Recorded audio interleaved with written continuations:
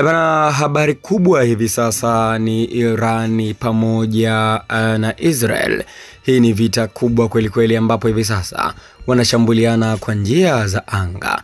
Na Irani imesema itajadili mustakabali wa mpango wake wa nyuklia wakati ikishambuliana na Israel, huku nchi hizi zikiendelea kubadilishana mashambulizi ya angani kwa siku ya 8 hivi sasa. Kwa maana Israeli na Iran waendelea kupambana kwa mashambulizi ya angani, kwa maana kutupiana mabomu. Hii leo ni siku ya 8 na zaidi ya watu 17 wana hali mbaya na majeruhi katika nchi ya Israel baada ya salvo ya hivi karibuni ya kombora la Iran. Na mlipuko huo umesababisha madhara makubwa kweli kweli katika nchi ya Israel. Kwa maana Israel ndio inapelekewa mashambulizi makali dhidi ya Iran na zaidi ya watu 17 hivi sasa ni majeruhi kutokana na vita ambayo inaendelea ya mashambulizi ya juu kwa juu, kwa maana anga kwa anga. Wanashambuliana kwa mabomu. Sasa nini sababu?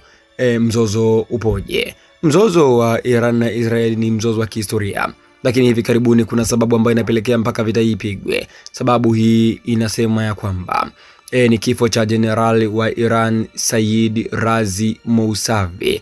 Mnamo Disemba mwaka 2023, Israeli iliripotiwa kufanya shambulizi la anga nchini Syria lililosababisha kifo cha Said Razi Mousavi, jenerali wa ngazi ya juu wa kikosi cha Quds, kitengo maalum cha Iraq, jeshi la mapinduzi la Kiislamu la Iran. Hii ilichukuliwa na Iran kama uchokozi mkubwa na uongeza chuki ya Iran dhidi ya Israel.